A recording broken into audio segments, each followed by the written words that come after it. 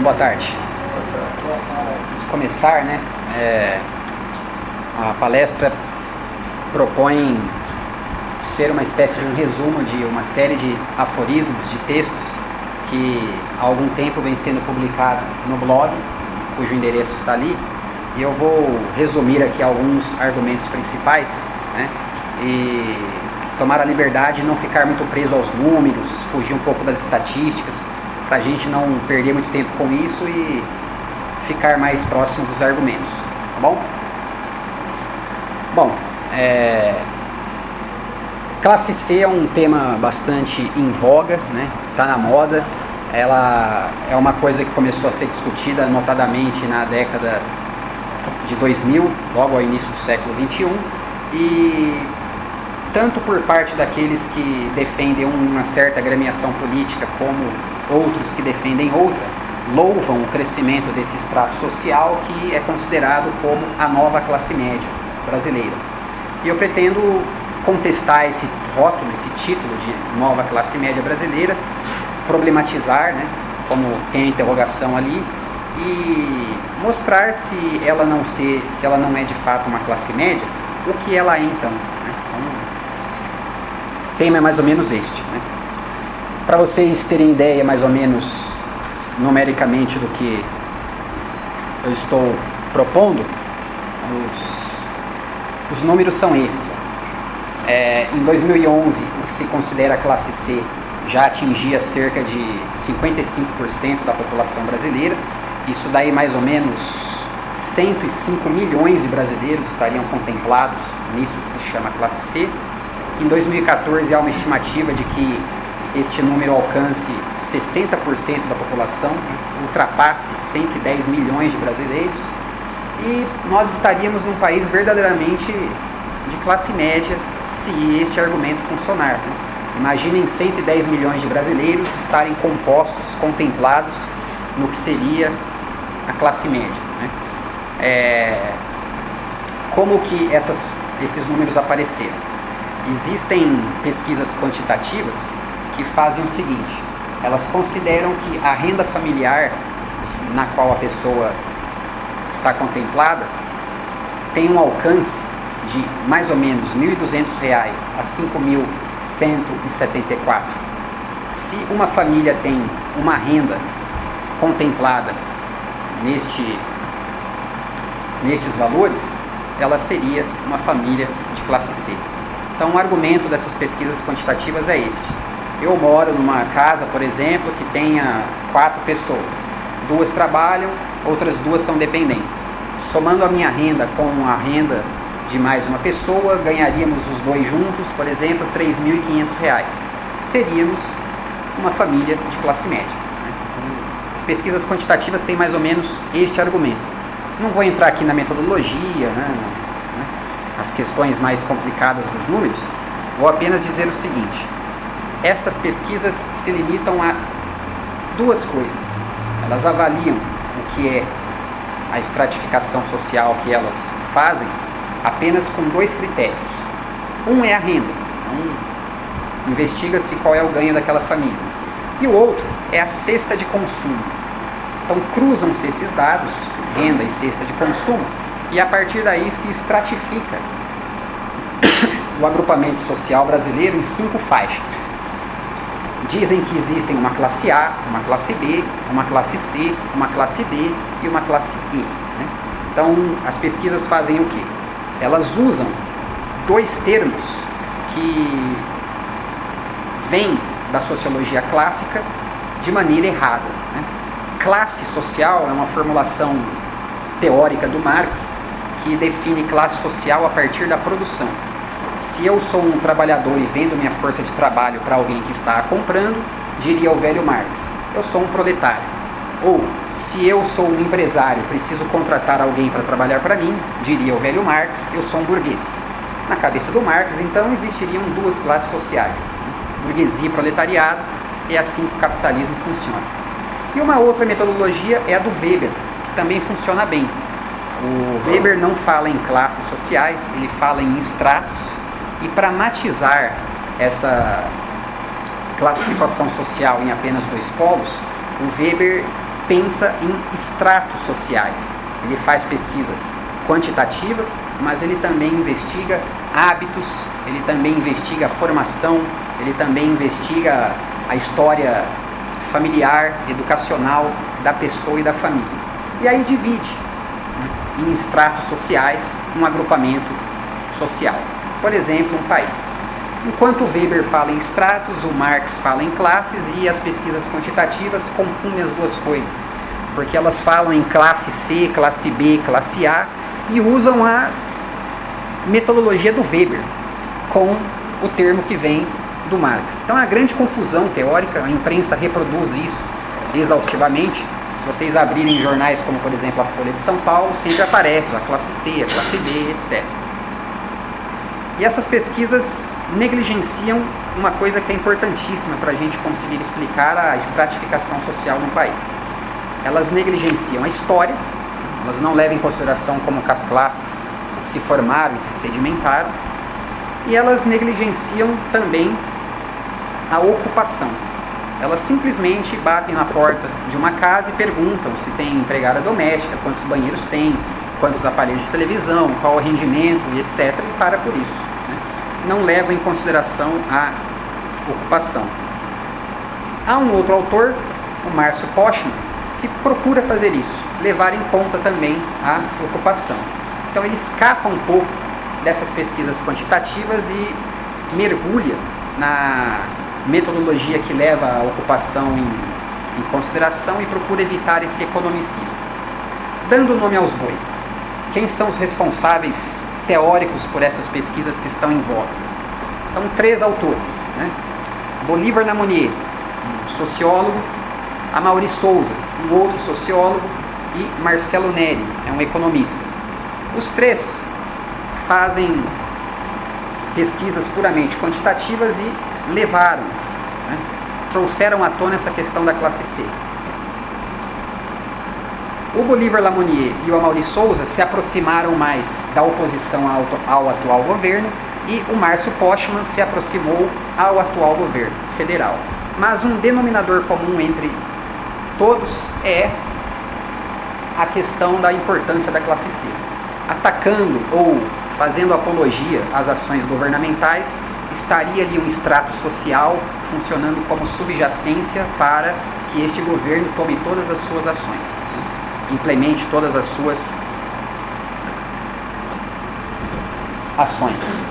E há um problema considerável nisso tudo, que é aquele ali, O que eu estou chamando aqui de ideologia é o seguinte: todas essas pesquisas consideram que há um aumento da renda, elas fazem pesquisas para provar isso, há um aumento do consumo, também mostram isso numericamente, e existiria uma diminuição da pobreza monetária. O que significa essa última parte? Isso aqui significa salário, aumento do salário mínimo, significa ações públicas do governo de combate à miséria extrema. Por exemplo, políticas de bolsas. Então, diminuição da pobreza monetária via aumento do salário direto ou indireto, aumento do consumo e da renda. Isto equivaleria, seria igual a 2 coisas: mobilidade social ascendente e redução da desigualdade. Mobilidade social ascendente está claro, eu sairia de uma classe mais subjacência e atingiria o status de classe média. E redução da desigualdade, o Brasil seria menos desigual porque a classe C cresceu. 20 milhões de brasileiros entre 2006 e 2008 saíram das classes D e E e foram incorporados à classe C. 20 milhões de brasileiros, muita gente. Então, por isso que eles argumentam que houve uma mobilidade social ascendente, as pessoas saíram da miséria ou mesmo da miséria extrema e alcançaram a posição de classe média. O que eu pretendo mostrar para vocês é que isso é mentira. Isso aqui está tudo errado. O argumento deles é este. Existiria sim um aumento da renda via aumento do salário mínimo, existiria sim um aumento do consumo, existiria sim uma diminuição da pobreza monetária, mas isso não significa mobilidade social ascendente e redução da desigualdade. A segunda parte é uma falácia, um sofisma que é oriundo de uma interpretação errada. De como se faz pesquisas de classificação social, e 2, dos números das pesquisas feitas erradamente. Ok? Para isso, eu proponho o seguinte: vou usar uma metodologia que é conhecida como teoria crítica. Então, autores de uma escola chamada Escola de Frankfurt procuram fazer pesquisa de realidade social, de filosofia, de sociologia, etc., com um respeito, com uma aplicação à dimensão histórica, tentam alcançar verdades que seriam também históricas, e para isso eu preciso mostrar como na história do Brasil as classes sociais existiram, se sedimentaram e como entraram em alteração ao longo desse tempo, da chegada das caravelas até hoje, né? Então não vou ficar também, né, ano a ano, vou tomar a coisa mais por cima, né? Existem historiadores aí que tem em mais detalhes como isso tudo aconteceu. Mas o que não dá para a gente negligenciar é o seguinte: as classes sociais se formam historicamente, elas partilham da distribuição da propriedade privada e do modo como o Estado também coloca as pessoas dentro da sociedade, e pelo modo como elas estão alocadas historicamente, elas vão se sedimentando em um grupo e saem ou não desse grupo.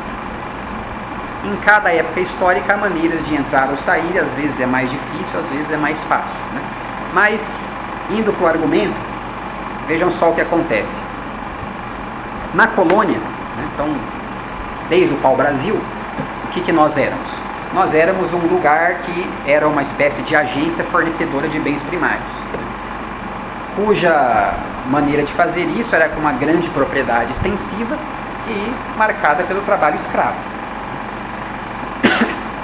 Entre os senhores proprietários donatários dessas terras gigantescas e os escravos que trabalhavam para eles, existia uma faixa minúscula de pessoas, né?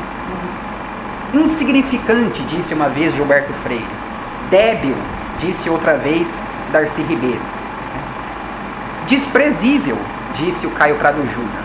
Então vejam, na geração de 30 há uma espécie de concordância que no nosso período colonial inexiste ou praticamente é insignificante isso que a gente chama de classe média.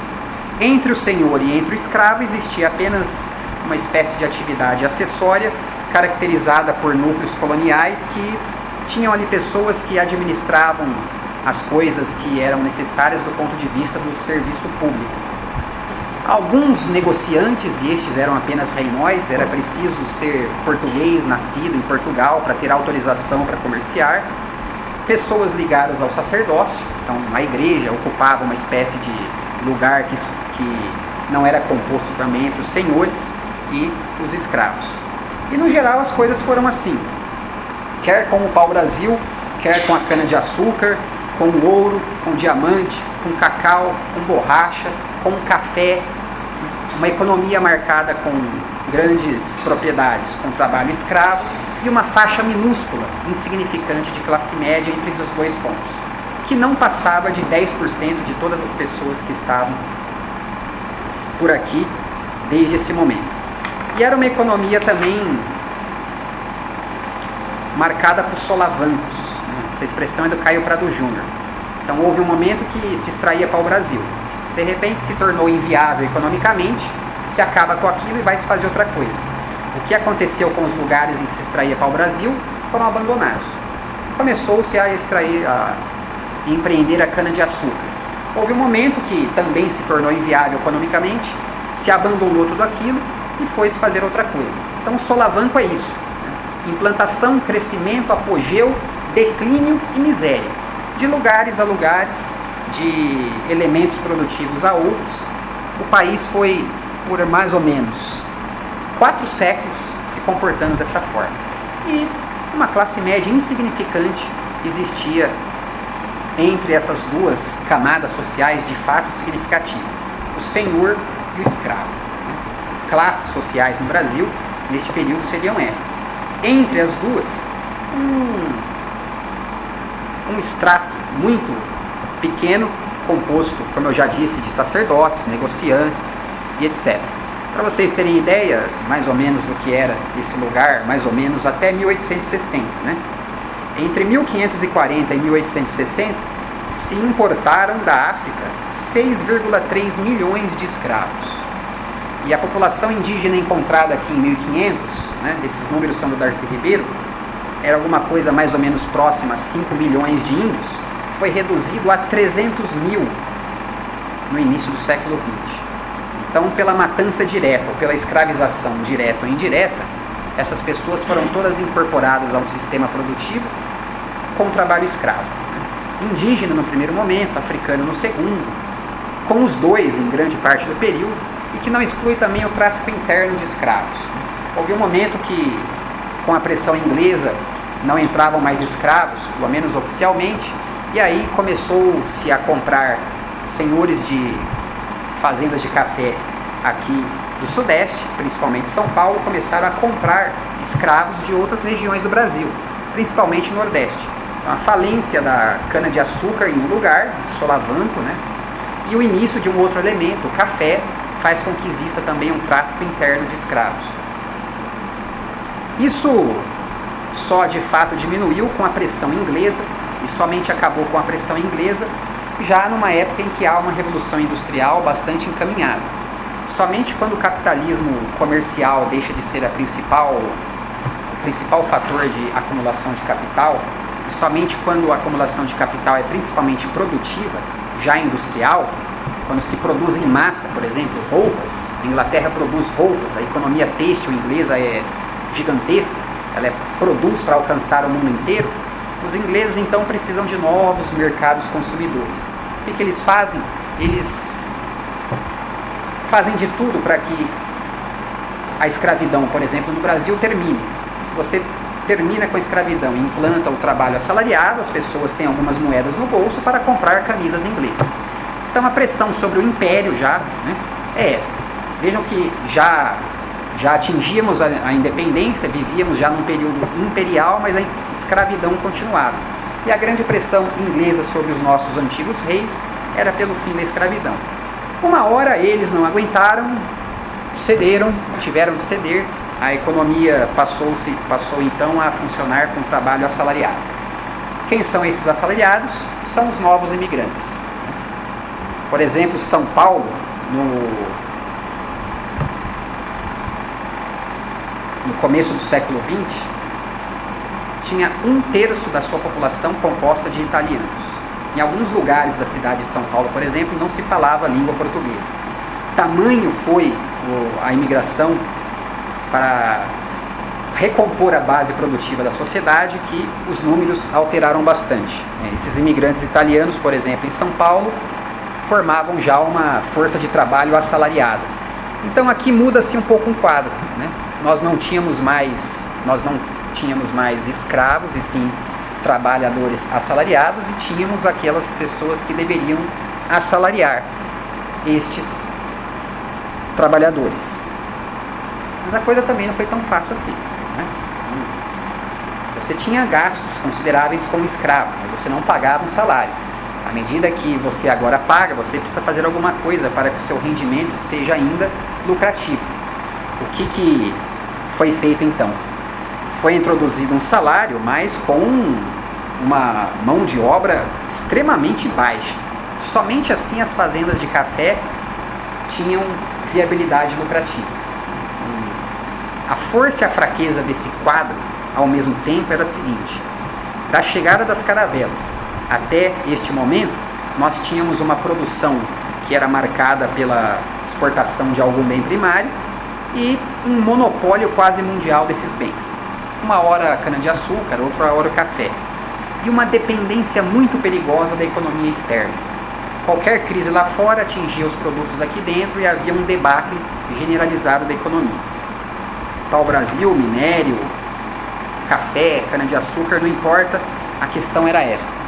E, mais uma vez, uma classe média mais do que insignificante entre os senhores cafeicultores, que tinham sobrados ali na Avenida Paulista, e toda aquela população marginalizada que trabalhava sem regulamentação social alguma, né? Os governos alemães, italianos, japoneses chegaram a proibir a certa altura a imigração da sua população para o Brasil. Tamanha era a brutalidade com a qual as pessoas eram submetidas aqui ao trabalho. Semi-escravo, praticamente. A partir de 1930, há uma mudança significativa. Essa mudança significativa é a industrialização. Aqui a classe média começa a crescer de verdade. Há uma mudança no eixo econômico de acumulação de capital. Ele deixa de ser agrícola, passa a ser fundamentalmente industrial, mas é claro que era preciso algum dispositivo que tornasse as indústrias incipientes e ainda bem rudimentares para que elas fossem viáveis economicamente. Esse expediente foi um golpe. O golpe se chama salário mínimo. Então, se vocês lembrarem, em 1930, isso vem de imediato à nossa cabeça o getulismo, né? Então, o salário mínimo foi um golpe, por quê? Porque ele funcionou como um denominador comum entre todas as profissões, forçando o salário para baixo.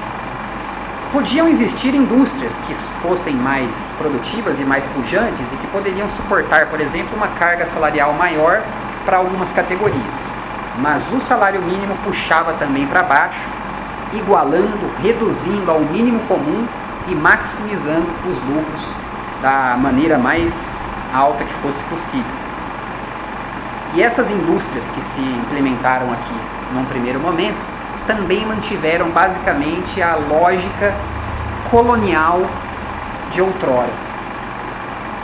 O Caio Prado Júnior, por exemplo, diz que isso tudo não significou uma descolonização. E o Brasil, mesmo com indústrias, mesmo já industrializado, funcionaria como uma espécie de semicolônia. É uma outra expressão dele. Qual é o argumento dele? Ele considera que essas indústrias eram, em sua grande maioria, estrangeiras, aliadas com o Estado, e a tática de levar capital dos trópicos para a Europa agora era outra. Você não levava mais o bem primário como tal, né? Café, cana-de-açúcar, cacau, borracha ou qualquer outra coisa. Agora se levava dinheiro, são remessas de lucros. Vem uma empresa estrangeira, implanta uma unidade produtiva, explora um proletariado iniciante, né, nessa história toda, que não tem ainda força para resistir, e se manda diretamente dinheiro, capital, né, para as sedes dessas organizações. Então percebam que economicamente, inclusive, é até mais interessante. Você não precisa levar para a Europa alguma coisa para ser vendida. Você já leva o dinheiro. Isso não descolonizou o país, porque as decisões sobre o que deve ser produzido, iniciado, parado e qualquer outra coisa, continua vindo de fora. De fora por quem? Portugal ou qualquer outra metrópole? Não, agora diretamente via os próprios empresários que eram os proprietários dessas organizações. Então Caio Prado Júnior considera que não houve uma descolonização e, do ponto de vista da estratificação social, que é o que nos interessa mais de perto aqui, ocorreria ainda na industrialização alguma coisa já significativa. Por exemplo, em 1920, calculava-se que 1/6 da população brasileira pertencia à classe média. Então, 1/6 estaria ainda muito próximo daqueles 10% do período da colônia. Um aumento muito pequeno. Com a industrialização isso muda. Em 1980, 1/3 da população brasileira estaria na classe média. Então, olha como a indústria muda, altera a estratificação social brasileira. Como é que cresce isso aqui que o Márcio Postman está chamando de classe média? Cresce da seguinte forma: essas grandes indústrias vieram para cá, implementaram suas unidades produtivas, e a primeira coisa que elas fizeram foi levar à falência todos os pequenos empresários industriais. Foi a primeira coisa. Ninguém consegue concorrer, por exemplo, com uma Volkswagen. todos aqueles que na metalurgia tentavam competir com ela foram destruídos e incorporados dentro da sua unidade produtiva. Antigos proprietários de fabriquetas viraram consultores, engenheiros, pessoas que trabalhavam dentro dessas grandes corporações. Elas trouxeram para dentro de si e assalariaram esses antigos proprietários de pequenas fábricas. E ainda assalariaram um contingente gigantesco de operários. As plantas produtivas dessas indústrias eram muito grandes e conseguiam incorporar um quadro de trabalhadores dentro de um único local, que era uma coisa que jamais foi visto na história do país.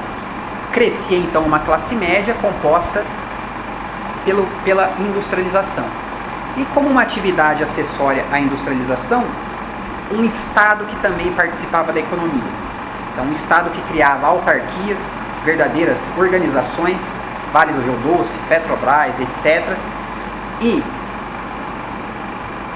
órgãos públicos, já grandes para organizar todo o Estado, que tornava necessário a contratação de um funcionalismo público para dar conta de uma burocracia que regulamentasse todas as ações produtivas e distributivas. Nós tínhamos então uma classe média que cresceu na indústria e no setor público. A burocracia estatal e postos consideráveis de trabalhadores operários foi o que garantiu um crescimento da classe média entre 1930 a 1980. Uma classe média que cresceu e que tinha algum poder.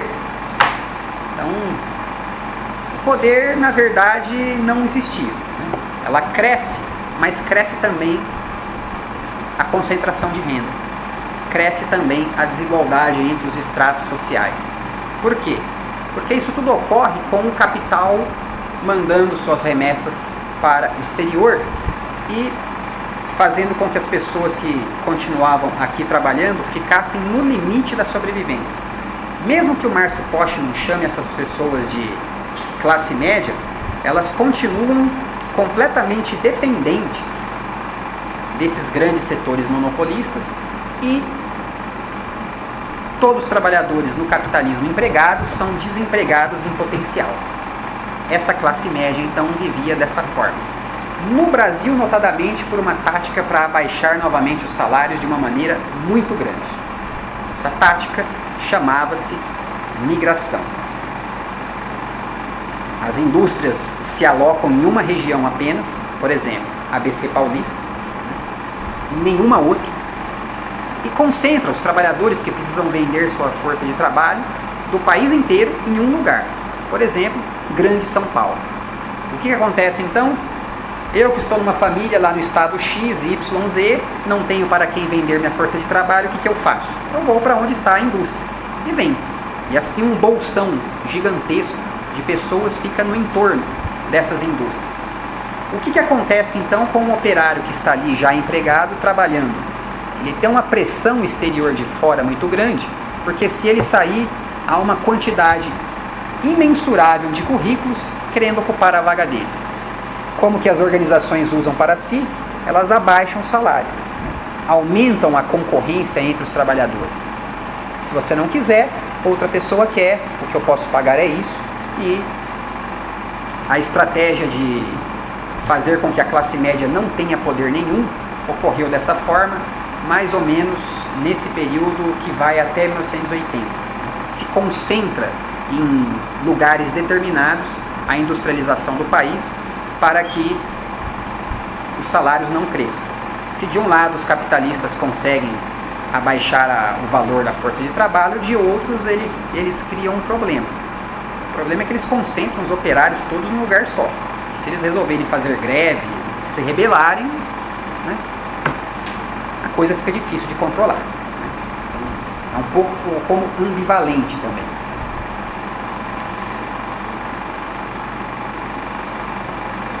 A classe média cresce até a industrialização, mas a partir de 1980 começa a ocorrer no Brasil uma desindustrialização.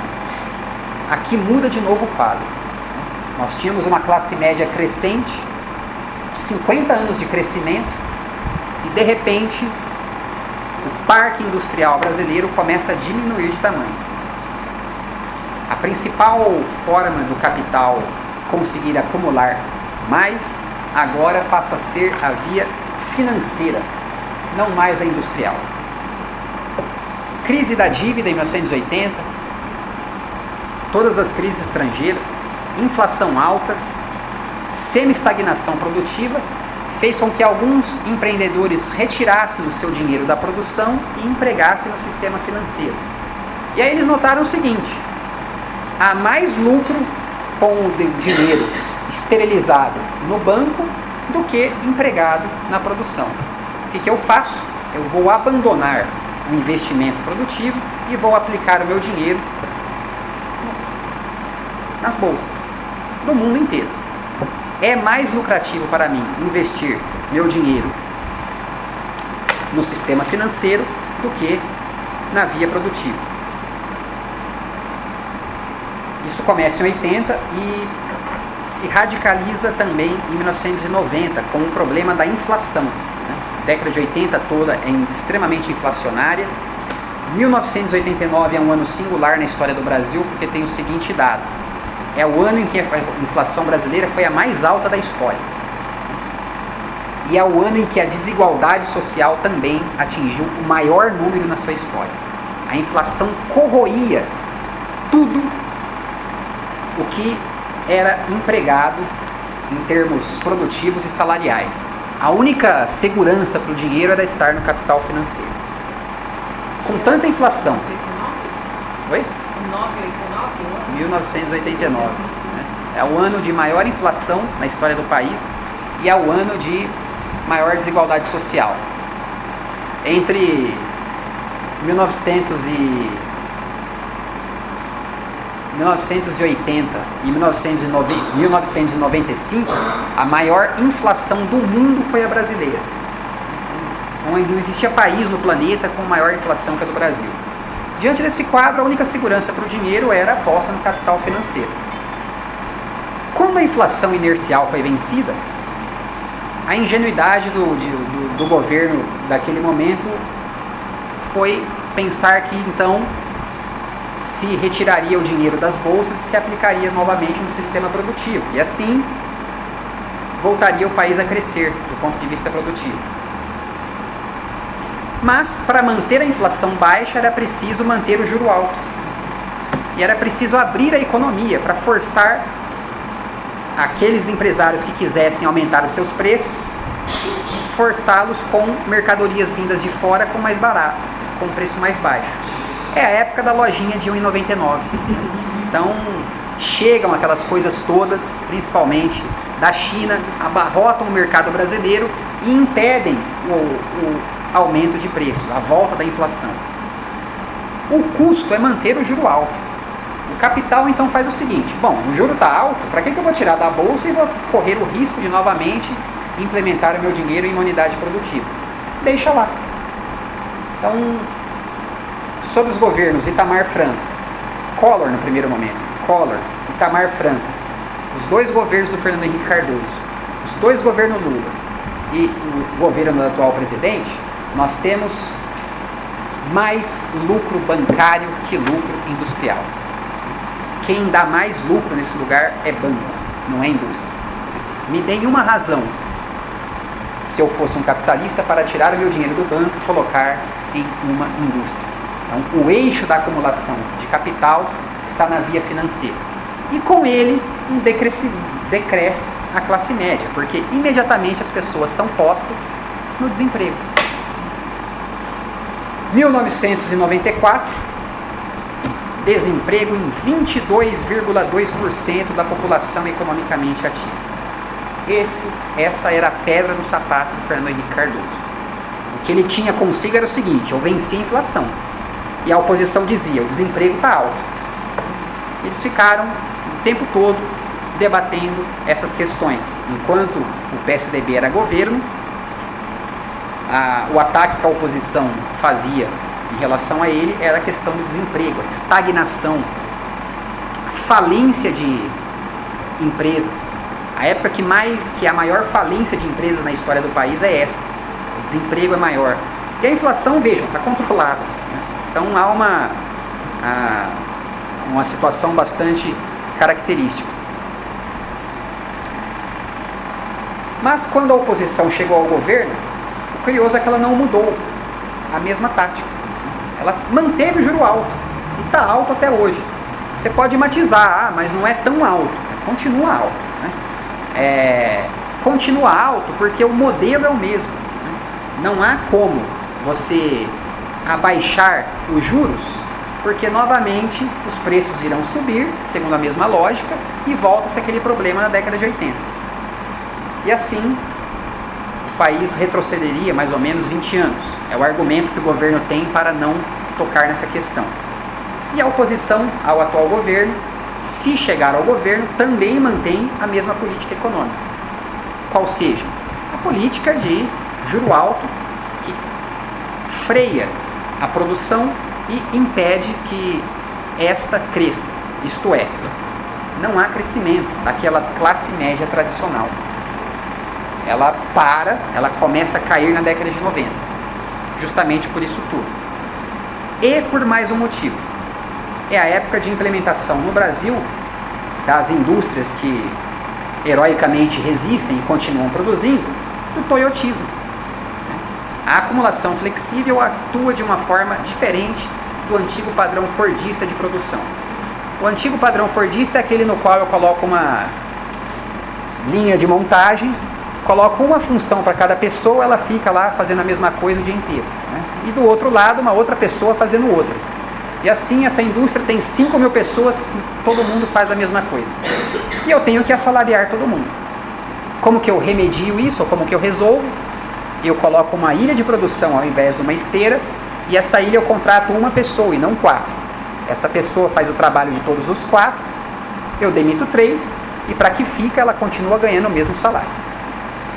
Isso começa na Suécia e no Japão, mais ou menos em 1960. De lá vai para os Estados Unidos, de lá para o restante da Europa. Demorou, mas chegou aqui, né? Chama-se toyotismo, e ele empreende uma espécie de desemprego estrutural. O que significa desemprego estrutural? Significa que mesmo que a indústria cresça, dê lucro, o desemprego continua. Eu contrato cada vez menos, nunca mais. Eu consigo, com as ilhas produtivas, produzir mais, contratando menos. Como que a classe média vai aumentar desse jeito? Com a desindustrialização e com o que sobra dela operando em um contexto propriamente de acumulação flexível. É impossível. Até que em 2000, a partir da década de 2000, a partir do século XXI, chegou uma cantilena. Essa cantilena é o seguinte: há um setor chamado classe C que cresce veementemente, ano a ano. Milhões e milhões de brasileiros abandonam a linha da miséria extrema e ascendem à nova classe média. Nova classe média é uma expressão do Marcelo Neri. Quem são então essas pessoas que milagrosamente, sob esse contexto, conseguem mobilidade social ascendente? De que forma? Todo o quadro, todo enquadramento aponta para o seguinte: houve decréscimo na classe média, os que se mantêm na classe média se mantêm com uma perda de rendimento, principalmente entre 1990 e 2000. O Márcio Postman tem os seguintes números: aquela classe média baixa, que está no limite entre a classe média e a classe subjacente, perdeu 37% dos seus ganhos. E o que ele chama de classe média média, perdeu 20%. Quem seria a classe média baixa? Seriam vendedores, seriam professores, seriam pequenos comerciantes. Quem seria a classe média média? Seriam profissionais técnicos, algum pequeno empresário de maior sucesso, seriam categorias profissionais de maior remuneração. E uma espécie de uma classe média alta, mais relacionada ao gerenciamento das indústrias e dos bancos. Todos esses setores, até 2000, perderam rendimento. Houve queda no rendimento salarial, nunca aumenta. Isto é, há uma mobilidade social descendente. A classe média vai diminuindo. Até que algumas pesquisas, 2006, 2007, 2008, apontam uma tal nova classe média que seria um verdadeiro espetáculo, né? Seria fantástico sair dessa situação. Antes de falar de como isso foi feito, eu vou dar um exemplo dela. Essa nova classe média seria quem? Há emprego na indústria? Não. É uma nova classe média, então, que se ocupa no setor de serviços. Aproveitando que eu estou aqui, eu vou dar um exemplo bem próximo. São Bernardo do Campo. Grupo Atento. Conhecem? Né? O Grupo Atento emprega teleoperadores. Não é uma atividade industrial, né? É uma atividade própria ao setor de serviços. E esses trabalhadores, eles se ocupam da seguinte forma: eles trabalham em call centers de uma maneira rotinizada, seguindo sempre um script não determinado por eles. Todas as ações desses teleoperadores são controladas, o tempo, inclusive da chamada, né? Se passa um determinado tempo, a chamada cai automaticamente. Se estimula a competição entre os operadores em termos de pequenas comissões e se coloca esses trabalhadores ainda numa atividade sempre da mesma forma, que também provoca algumas lesões por esforços repetitivos. A despeito de estarmos no toyotismo, as lesões e os problemas por saúde no trabalho são ainda da época do fordismo, né? De ficar fazendo a mesma coisa. São mais ou menos 65 mil trabalhadores que a Atento tem no país inteiro e 4 mil em São Bernardo do Campo. Esses 4 mil trabalhadores em São Bernardo do Campo são 80% deles mulheres, com ensino médio completo. As trabalhadoras que em 2008 eram contratadas recebiam R$420. As que trabalhavam já há mais de um ano, R$520. E aqueles que se ocupavam com alguma coisa técnica dentro da empresa, por exemplo, um profissional de informática que resolvia um problema no computador, R$1.000. Esta é a classe C. É por isso que eu estou com aquela interrogação lá e não querendo chamá-la de classe média. Se essa trabalhadora que leva para casa R$420 soma o seu salário a um outro trabalhador que ganha alguma coisa parecida e soma com uma outra pessoa, os três juntos alcançam na família R$3.000, seria uma indecência eu chamar essa família de classe média, em dois sentidos. Porque uma classe média merece viver de uma forma muito menos dramática do que essas pessoas irão viver. Em segundo lugar, significa jogar no lixo mais ou menos 200 anos de ciências sociais que fizeram o trabalho de explicar a estratificação e a ciência e a classificação social. Seria outra coisa. É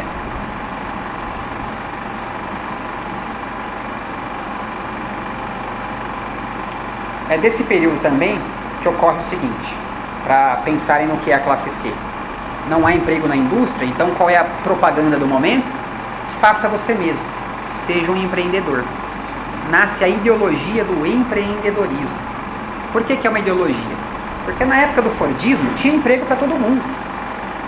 Se você fosse um trabalhador com um diplominha do Senai, por exemplo, um torneiro mecânico, acontecia o seguinte: você trabalhava no lugar, você perdia o dedo, jogava o currículo em outro e voltava a trabalhar.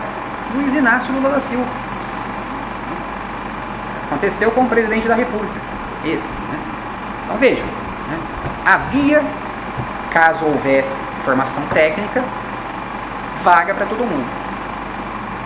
Com o fordismo em extinção e a sua substituição pelo toyotismo, com o neoliberalismo, com a desindustrialização,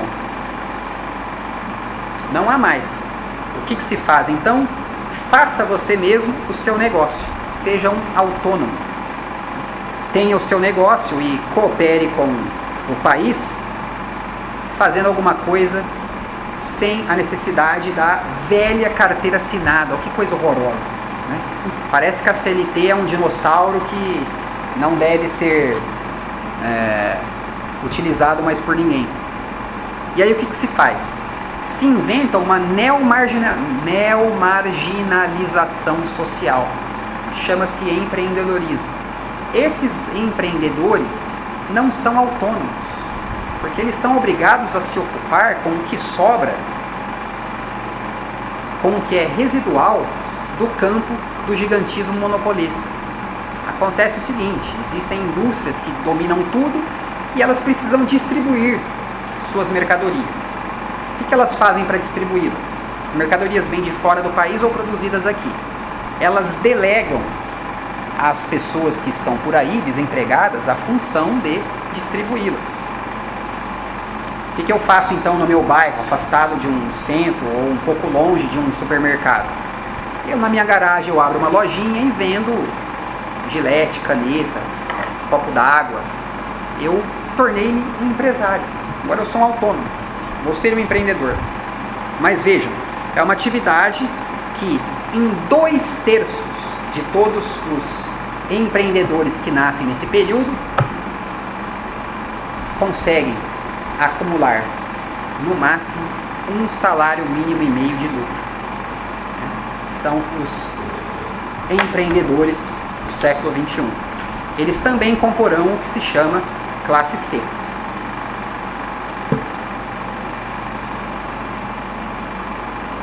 Esse é o lado sombrio da coisa. O lado menos sombrio é o seguinte: foi criado no Brasil no século XXI 21 milhões de empregos, mesmo com a desindustrialização. Desses 21 milhões de empregos, 90% são de atividades que remuneram no máximo um salário mínimo e meio.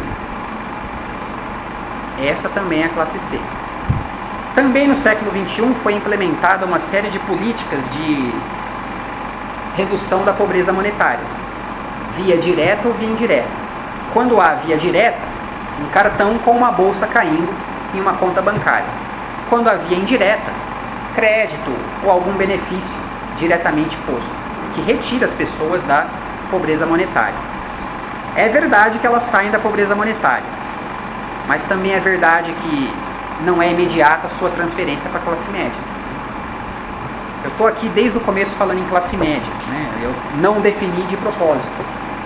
Classe média, clássica, de uma maneira clássica nas ciências sociais, é um termo que se começa a ser usado para designar populações que de fato se demarcam de outros grupos de uma maneira muito forte. Foi a classe média, por exemplo, inglesa, no século XVII, a responsável pela Revolução Gloriosa. É a classe média francesa que quis fazer a Revolução Francesa, ela que ganharia alguma coisa com aquilo. Foi a classe média italiana, alemã, que quis unificar o país. Portanto, seria o quê? Seriam aqueles setores pequeno-burgueses ou burgueses que saem de outros grupos, que formam uma camada social que ainda não tem o poder político, ela não é aristocrata. E ela também não é aquela extremamente miserável que vive no restante da cidade. Ela tem poder econômico, mas não tem poder político. A classe C não tem nem poder econômico e nem poder político. Designá-la como classe média também tem este problema. Nós estaríamos cometendo um equívoco historiográfico do tamanho da história mesmo do país ou do planeta. Economicamente, então, nós teríamos de chamar a classe C de outra coisa, né? E aí outros autores procuram fazer isso. O Gessé Souza e o Márcio Postman fazem. O Gessé Souza fala em batalhadores. Ele designa esse grupo, classe C, como batalhadores. Por quê? Porque são pessoas que trabalham mais de 8 horas por dia. Tem uma atividade formal e uma informal como auxílio. São pessoas que vivem em famílias que mobilizam todos os membros no trabalho e que trabalham muito mais do que no período anterior. O Márcio Postman usa o termo apenas trabalhadores. Eu ainda prefiro esse. A classe C é o quê? É um grupo, é um contingente populacional enorme, composto nas pesquisas de estratificação social de viés puramente econômico, que compõe alguma coisa entre 105 e 110 milhões de brasileiros, cuja renda individual não passa de um salário mínimo e meio e cuja renda familiar está entre R$ 1.200 e R$ 5.174. Isto é diferente, é completamente diferente de uma classe média tradicional. É preciso chamar esse grande grupo tradicional com outro nome. Eu chamaria de trabalhadores. Só. Não seria preciso inventar uma nomenclatura própria para designar uma coisa que existe já há 5 séculos por aqui, mas que se estratifica de outra forma. Economicamente, classe C é uma coisa e classe média é outra. E sociologicamente, politicamente e antropologicamente também. Saindo um pouco da economia, eu já aborreci vocês demais com isso, eu vou falar de 7 pontos que são propriamente sociológicos, políticos e antropológicos que mostram que a classe C não é uma classe média. Tá? 7 pontos e a gente termina para a gente conversar. O primeiro, se é verdade que há um aumento no consumo da classe C, é verdade também que cada degrau que ela consegue atingir na escala de consumo, incorporar novos elementos na cesta de consumo, é verdade também que outros degraus aparecem. O sociólogo Zygmunt Bauman, ele diz que a linha de chegada se move junto com o corredor e que há um hiato enorme entre o desejo e o desejado. Se eu conseguir incorporar à minha cesta de consumo alguns elementos, por exemplo, algumas coisas que eu não levava para minha cozinha, algumas coisas que eu não levava para o meu guarda-roupa, eu continuo não levando uma série de outras. A classe C, por exemplo, não consome nada. Isso nas pesquisas quantitativas é 0,0, está lá, né, numérico, de marcas e patentes, papéis de um modo geral, vinculados ao mercado financeiro. Por que eu estou dizendo isso? Porque a classe média norte-americana consome. A classe média norte-americana é acionista. Ela compra ações. A classe média alemã, sueca, elas compram ações. A classe C brasileira nunca entrou numa bolsa de valores. Não sabe nem o site da bolsa. Então, vejam, eu consegui incorporar à minha cesta de consumo algum elemento, mas existem outros que me distanciam. Isso significa que a linha de chegada continua se movendo junto com o corredor. E eu continuo longe daquilo que é uma classe média tradicional. Uma segunda característica. Se a classe C consome o que é prescrito para ela, o que é produzido para ela consumir, ela está sempre limitada a essa tábua restrita de artigos. Para usar uma expressão do Horkheimer, ela apenas fica na leitura do cardápio. Enquanto tem alguns que compram um carro de luxo, a classe C compra a revista que mostra o carro de luxo. Isso é a leitura do cardápio. Por mais que ele se regozije na leitura, ele não tem o carro diante de si. Ele se castra. Trata-se de uma semi-satisfação. Mesmo que seja um prazer, é um prazer tingido de infelicidade. Essa é uma expressão do Marcuse, né? É um prazer, e de fato comprou a revista. Parece que ele está no mundo da abundância, mas é uma abundância que repõe a carência. Ele está com a revista, ele não está com o carro, né? Mesmo a inclusão de artigos que antes não faziam parte da cesta de consumo, corrompem o padrão de vida da classe C. Então olha só que coisa estranha. Existem artigos que ela compra que apenas garantem a sobrevivência ampliada. Sobrevivência ampliada é uma expressão do Debord, Guy Debord. Trata-se de um crescimento canceroso, uma expressão do Baudrillard. Por quê? Porque antes a classe C não tinha carro, não tinha moto, então ela não gastava dinheiro com gasolina. Ela precisa trabalhar bem mais, precisa levar os seus produtos, por exemplo, para vários lugares da cidade. Então agora ela fez um financiamento, ela paga o financiamento, tem a moto, tem o carro, mas gasta com a gasolina. Sobrevivência ampliada é isso. Ela incorporou um novo artigo na cesta de consumo, mas é apenas para que a sobrevivência seja garantida. Se ela não dispor daquele automóvel como mobilidade dentro da cidade, ela não consegue continuar trabalhando e manter aquele um salário mínimo e meio de ganho. Há um aumento no padrão de consumo, mas um consumo que de fato não emancipa, apenas continua reproduzindo a sobrevivência. Gasta-se, por exemplo, com saúde, ela gasta agora com seguro-saúde, apenas porque a violência no trânsito aumentou, os acidentes aumentaram, porque o serviço de saúde pública não funciona. Ela gasta mais dinheiro agora, por exemplo, com cursos semi-profissionalizantes e profissionalizantes, mas continua tendo dificuldade porque com a desindustrialização ela não consegue ir além daquilo que ela já tem. Um terceiro fenômeno é um consumo que mantém a heteronomia. Por mais que eu consuma, eu não estou conseguindo a autonomia porque eu estou consumindo coisas que me agradam, me regozijam, mas ao mesmo tempo me submetem. A classe C é pensada como uma força produtiva, porque como existem pessoas agora com um salário mínimo com ganho de um salário mínimo e meio, o que a indústria faz? Ela começa a produzir artigos para serem vendidos para pessoas que têm no bolso cerca de um salário mínimo e meio. Então, quinquilharias de todas as espécies. E ela é inclinada por todas as agências a consumir esses artigos. Que agências são essas? Eu vou citar algumas. Uma se chama indústria cultural, conceito que vem da teoria crítica e que, operando diretamente aqui, por exemplo, a Rede Globo faz atualmente uma coisa que se chama novelas classe C. Essa denominação é dela mesma.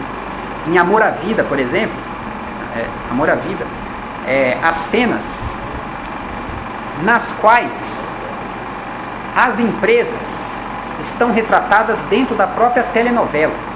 Não é preciso esperar o momento dos comerciais para anunciar dentro delas.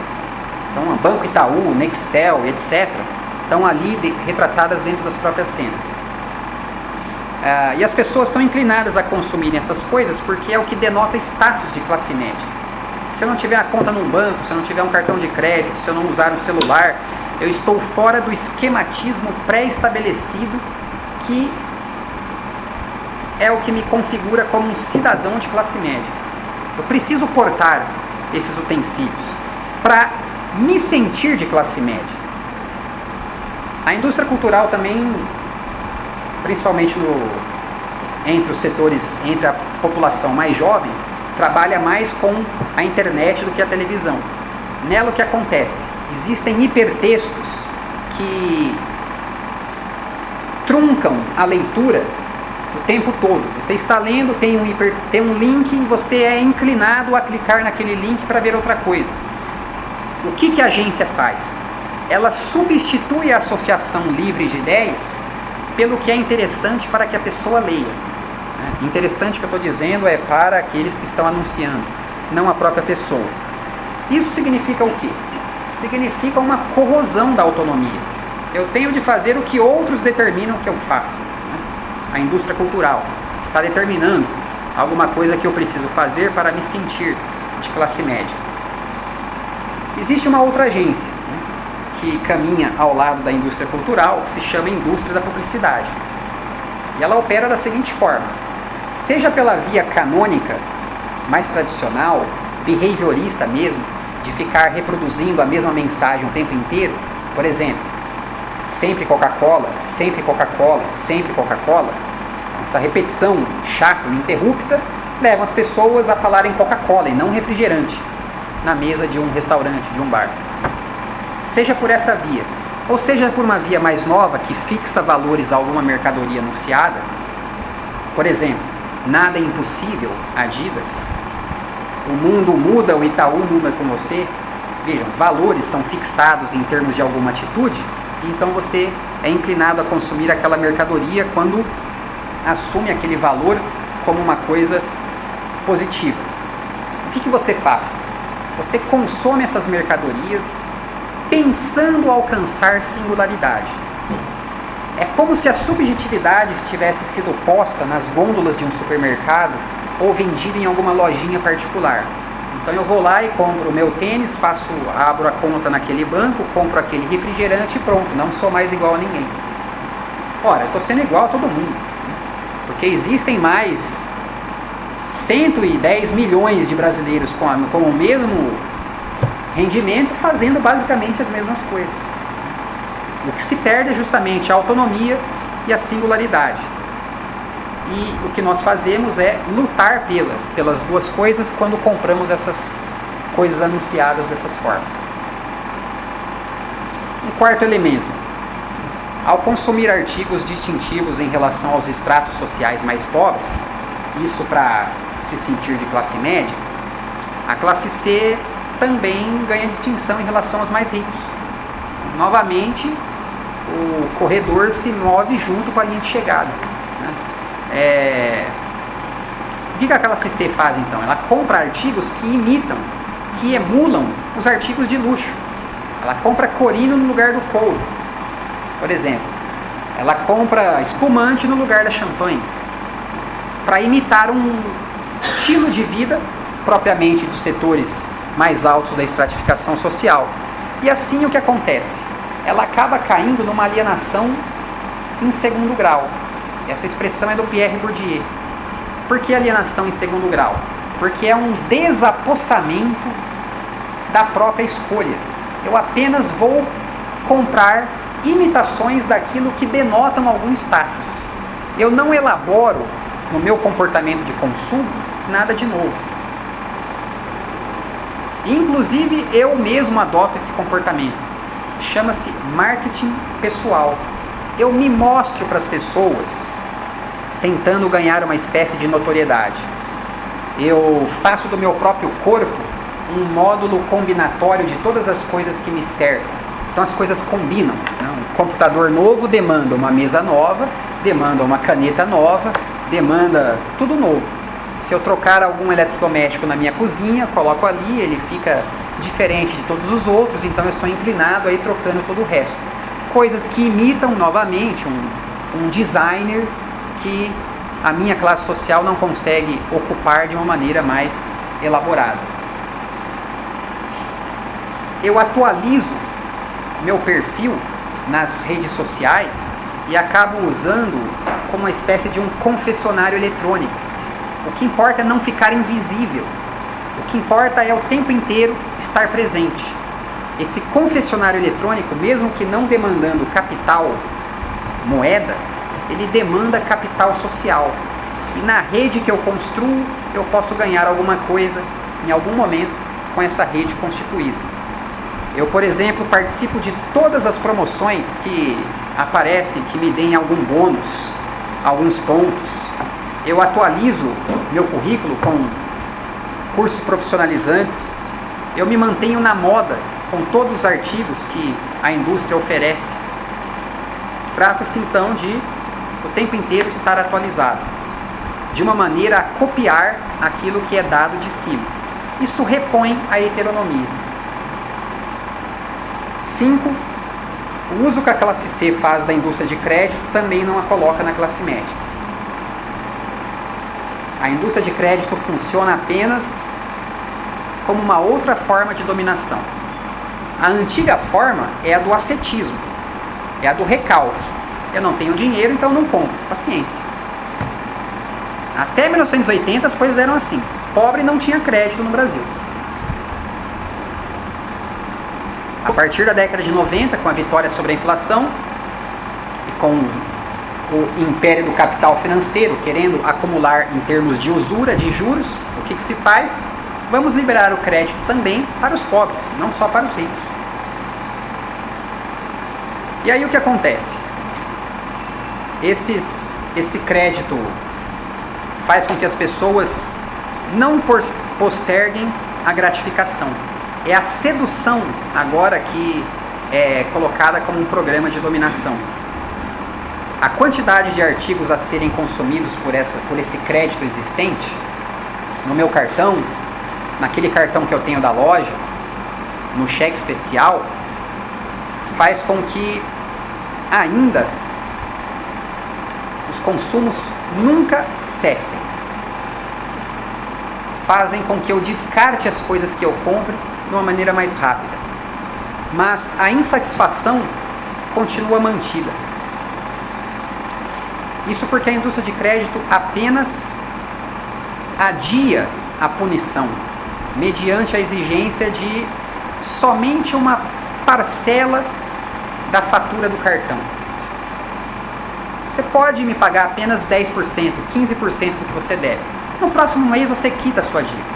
E no próximo mês você paga aquilo de novo, um pouquinho mais, um pouquinho menos.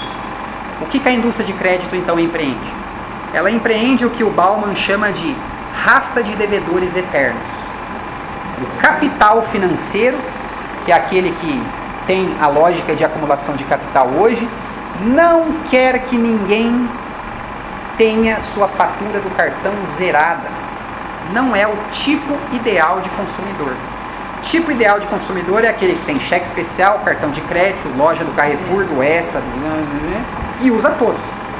Este é uma espécie de devedor eterno.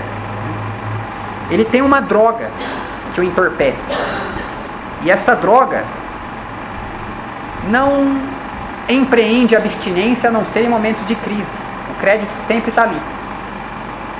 E aí, a classe C, que pela primeira vez experimenta o crédito, sem ter sido educada de como usá-la, é claro que se complica nessa história toda.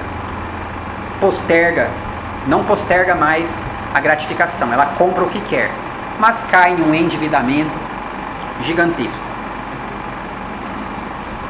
A classe média norte-americana e europeia não passam por isso, ou passam muito menos. A classe média norte-americana tem um salário direto muito grande. Salário direto significa o seguinte: americano ganha bem, e ganha bem de verdade. Europeu não ganha tão bem, mas tem um salário indireto muito grande. Significa o quê?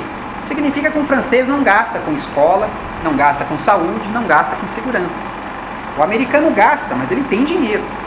Agora o brasileiro, ele não tem dinheiro e ele gasta com escola, com segurança, com transporte, com isso, com aquilo. É uma coisa que a gente não pode chamar de classe média. 6. Politicamente, como que a classe C age? Ela reduz a noção de cidadania não ao título de eleitor, mas ao cartão de crédito. Ela se sente parte da sociedade quando consegue consumir alguma coisa. Quando ela se engaja em algum tipo de organização, essas organizações são aquelas empoderadas pelo Estado ou por alguma empresa para fazer alguma coisa por eles. Chama-se ONG. Ele participa de alguma ONG. O que a ONG faz? Ela presta algum serviço que antigamente o Estado ou alguma empresa faziam. Como estes querem se desencarregar daquilo, eles agenciam ONGs que o façam no seu lugar. E quando a classe C vai à urna, como ela se comporta? Qual é o comportamento eleitoral dela? Aqui é uma questão que o André Singer e o Gessé Souza tratam com carinho. A classe C não se incomodou em eleger governos comprometidos com todos os setores que não ela, de Collor até Dilma. Então, ela não se incomodou nunca em votar contra si mesma nas eleições parlamentares. Ela ajudou a eleger todos esses governos. De que forma? Aqueles que têm um verniz mais neoliberal, nos governos anteriores aos governos petistas, e o próprio governo do PT, de uma característica mais neodesenvolvimentista, contaram com os votos da classe C. Lembre-se que são 110 milhões de pessoas, né? Muita gente, e ninguém elege algum representante sem esses votos. A classe C sempre foi pensada por esses setores como uma composição de um grupo pluriclassista. O que esses grupos fizeram para chegar ao poder? Eles fizeram a proposta de um pacto nacional. Fiquem comigo para a inflação não subir. Fiquem comigo quem? Setores financeiros, industriais, proletariado aristocrático, subproletariado, desempregados, todos contra a inflação. Ou fiquem comigo, porque senão eles voltarão a privatizar tudo e etc. E novamente a mesma composição é feita. A classe C é então uma espécie de grupo social que eleitoralmente tem um comportamento que está empenhado em manter a eficiência de uma governança corporativa, melhor dizendo.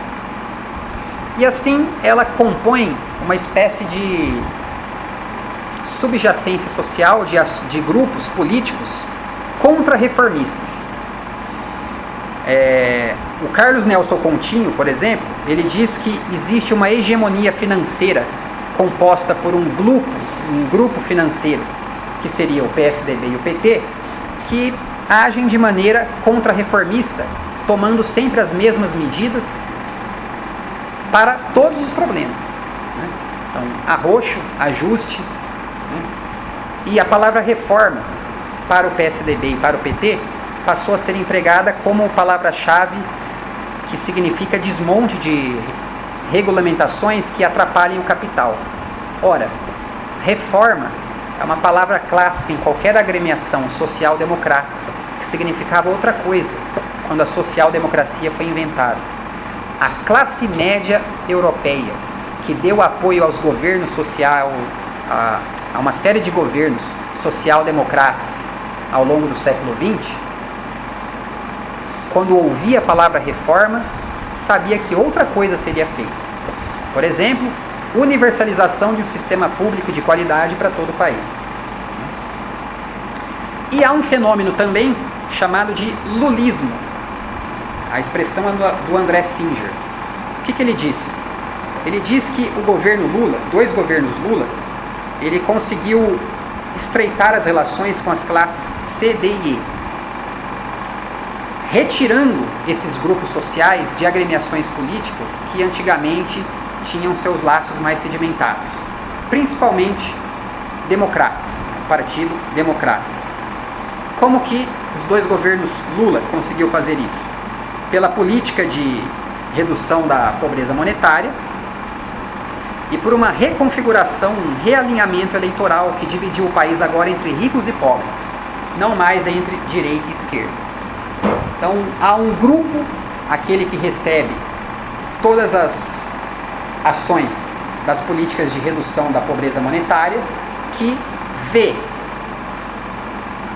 em um certo representante como alguém que o represente e que represente todos os pobres. E assim o realinhamento eleitoral ocorre desta forma. Estes grupos sociais, C, D e E, dariam apoio aos governos petistas. Os 2 do Lula e o governo Dilma foi eleito com votos principalmente desses setores de estratificação social. O Luiz Werneck Viana, inclusive, diz que existe um Estado Novo do PT. A expressão dele é a seguinte: Estado Novo remete ao getulismo, né? O Getúlio se coloca acima das classes e arbitra todos os confrontos que existem. O que seria o PT? Seria aquilo que se colocaria acima das classes, colocaria os financistas de um lado, o proletariado do outro, a classe C do outro, numa mesa, e todos vamos ganhar se o Pacto Nacional continuar. Então, eleitoralmente, A classe C, inclusive, dá apoio a esta maneira de governar justamente por isso. Olhem, por exemplo, o que disse o ex-presidente em 2010. Né? Vou citar as palavras dele, que são mais sintomáticas que as minhas. Eles nunca ganharam tanto dinheiro na vida como ganharam no meu governo. Nem as emissoras de televisão, que estavam quase todas quebradas. Os jornais, quase todos quebrados quando assumiu o governo. As empresas e os bancos também nunca ganharam tanto, mas os trabalhadores também ganharam. Agora, obviamente que eu tenho clareza que o trabalhador só pode ganhar se a empresa for bem. Fim de citação. Isso está numa entrevista que ele deu para o Emir Sader. O livro se chama Lula e Dilma, 10 anos de governos pós-neoliberais. A classe C, então, teria alguma coisa a ganhar, os financistas também, o proletariado tradicional também, bastaria que o Pacto Nacional continuasse. Vejam que é uma política de evitar o enfrentamento de classes. Por isso que eu usei aqui a expressão pluriclassismo. Né?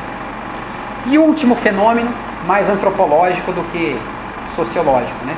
Antropológico por quê? Porque a sociedade brasileira, vocês sabem, é bastante patriarcal. Né? O Caio Prado Júnior, por exemplo, diz que isso começou quando a célula orgânica da sociedade brasileira na colônia era aquela na qual existia a escravidão e o senhor. Dessa vida nasceram laços de dependência entre os dois e acabou introduzindo na alma do brasileiro o mandonismo. O senhor é aquele sempre propenso a mandar.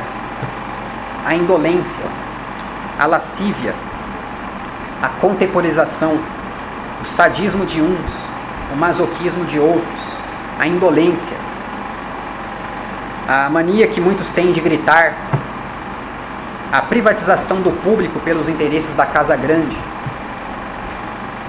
a acomodação entre patrão e empregado, a amabilidade e a solicitude como estratégias políticas e antropológicas de conquistar alguma coisa, a cultura da personalidade, o homem cordial, o jeitinho que o Sérgio Buarque de Holanda descreve, são propriamente características antidemocráticas e bárbaras, porque impedem a democracia de funcionar com eficiência. A classe C consegue minar essa característica patriarcal da alma do brasileiro? Ela conseguiria minar o jeitinho? Será que de fato nós conseguiríamos criar uma ética tal como existe na Europa ou nos Estados Unidos, uma ética de classe média? A conjuntura na qual a classe C vive ajudaria isso? Vale a pena a gente pensar que o trabalho árduo e ininterrupto que os gigantescos monopólios impõem mediante os recursos da acumulação flexível da economia financeira exigem mais jeitinho do brasileiro e não menos. Mais sacrifício individual diante da imprevisibilidade das crises, que são cada vez mais frequentes. Mais resignação diante do crescimento das jornadas de trabalho. Mais instrumentalização das relações humanas. E uma colonização da economia uma colonização das relações humanas pela economia. Aquela cultural marca indelével, oriunda da escravidão e peculiar ao brasileiro, se mantém e não se desmancha, enquanto a heteronomia não se desmanchar. E é sob a heteronomia que a classe C e todos nós estamos vivendo.